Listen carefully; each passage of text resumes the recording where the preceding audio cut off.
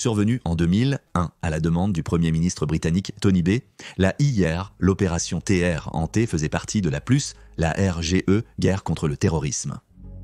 Elle était conçue pour localiser et récupérer des renseignements importants dans une installation de traitement d'opium utilisée comme quartier Jener Al-Dal Qaïda.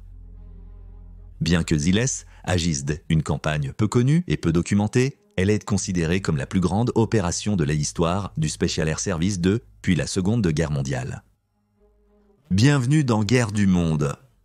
À la suite des attentats du 11 septembre 2001, les États-Unis ont annoncé leur campagne mondiale contre le terrorisme et ont lancé l'opération Liberté immuable. L'un des principaux objectifs d'un tel plan était de trouver et de détruire les terroristes responsables de l'attentat du 11 septembre.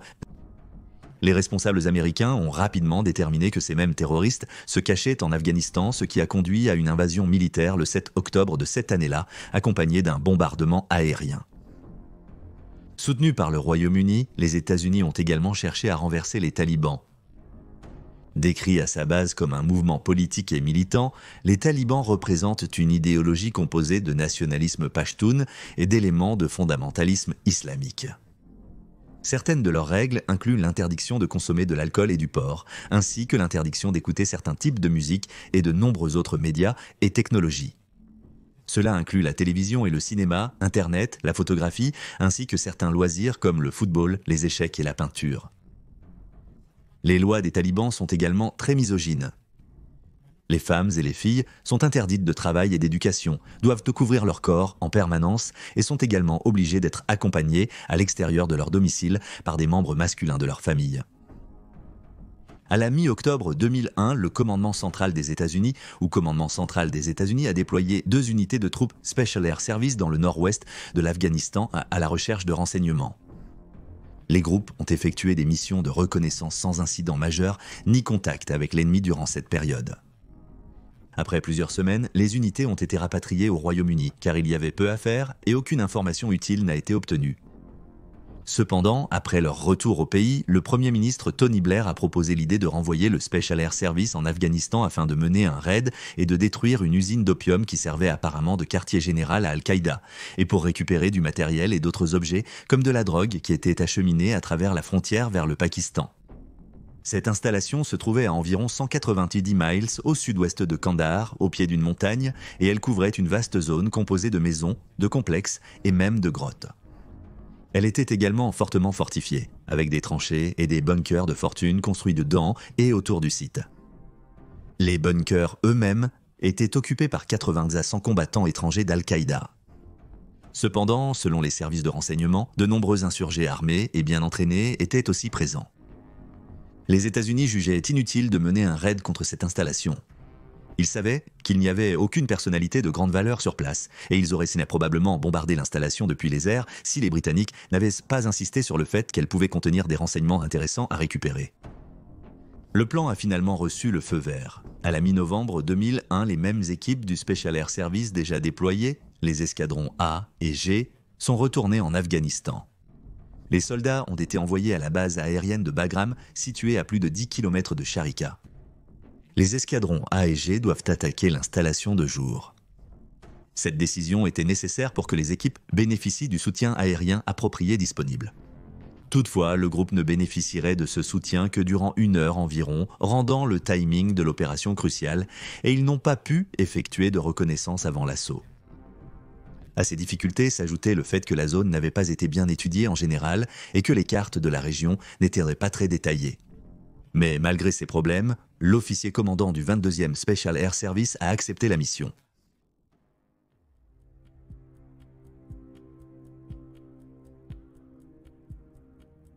Quelque part entre 100 et 140 hommes ont participé à l'opération Train, et la date exacte du début de la campagne est inconnue. Mi à fin novembre, la section aérienne de l'escadron G a mené une opération nocturne à haute altitude. 2 sauts, des casques spéciaux à bouteilles d'oxygène leur ont permis de survivre pendant la difficile descente jusqu'à une altitude permettant l'ouverture des parachutes. Une fois au sol, ils ont fait face à des températures glaciales dans une partie isolée du désert du Rajasthan.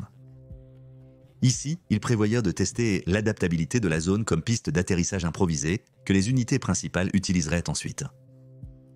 Après confirmation de son adaptabilité, il faudrait encore 17 heures avant le débarquement des troupes principales.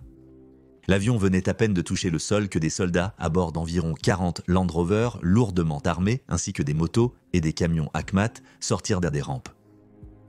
L'un des Land Rover, ayant un problème de moteur, fut ensuite abandonné, laissant derrière lui un équipage de 3 hommes pour le surveiller, tandis que le reste de l'unité poursuivait sa route vers l'installation. L'escadron A reçut la tâche de mener l'assaut, tandis que l'escadron G accepta d'assurer le rôle de base de soutien-feu.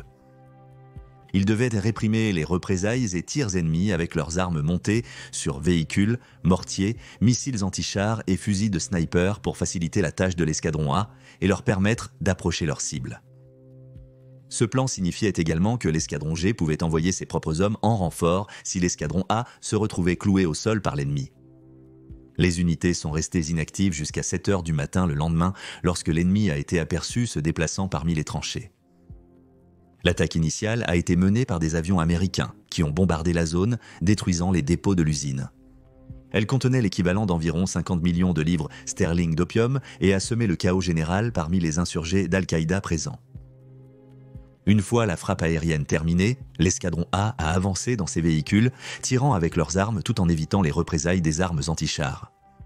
Ils se sont arrêtés et ont débarqué près du périmètre extérieur de l'installation, parcourant le reste du chemin à pied, à travers des affleurements rocheux et d'autres terrains difficiles.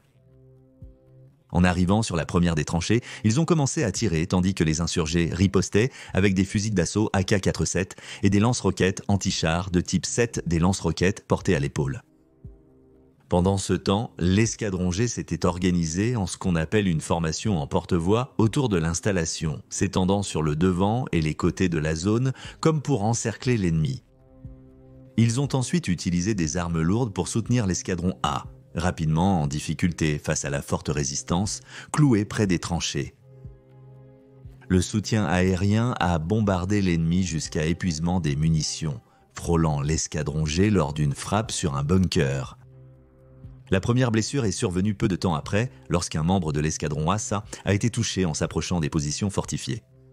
Ils ont ensuite été mis en sécurité par 2 autres soldats. Pendant ce temps, d'autres membres de l'escadron A ont réussi à percer les entrées des grottes et les tranchées autour de l'installation, entraînant la mort d'environ 6 insurgés. Bien que les renseignements aient indiqué que beaucoup de ces combattants étaient mal entraînés, il était clair qu'ils étaient coriaces, repoussant constamment et férocement les troupes britanniques, ralentissant énormément leur progression. Un point positif dans les combats en cours était qu'à terme, l'escadron A a réussi à déloger les insurgés de leur cachette. Un soldat britannique a décrit l'ennemi comme des fous, notant que, je cite, « la reddition était la dernière chose à laquelle il pensait ». Il a fait y ajouter qu'il sortait de la ligne de front en tirant. C'était digne de la Première Guerre mondiale, ce n'étaient pas des gens ni de vrais soldats qui pouvaient être traités avec dignité. S'il leur restait un souffle de vie, ils tenteraient de vous abattre. Donc, nous n'avions pas d'autre choix que de tuer. Pour aider l'escadron A à avancer depuis leur position bloquée, des membres de l'escadron G ont été envoyés en renfort. À peu près au même moment, l'adjudant-chef régimentaire commandant l'escadron G a été blessé à la jambe, faisant de lui le 2e membre du Special Air Service à être blessé pendant l'opération. Les casques et les gilets pare-balles étaient tous deux un atout majeur pour le Special Air Service et sont en partie crédités d'avoir maintenu le nombre de blessés bas tout au long de la campagne. L'escadron A, renforcé par des troupes supplémentaires, a réussi à nettoyer les grottes et à atteindre son objectif. Ils ont finalement nettoyé le quartier général, cherchant tout document et matériel de renseignement utile qu'ils pouvaient en trouver. Cependant, au cours du processus, de plus en plus d'insurgés se sont rapprochés. Étant trop engagés dans le complexe pour demander un appui aérien, les tireurs d'élite du Special Air Service sont intervenus et ont commencé à éliminer l'ennemi. Les escadrons A et G avaient tous deux accompli leurs objectifs en quelques heures seulement.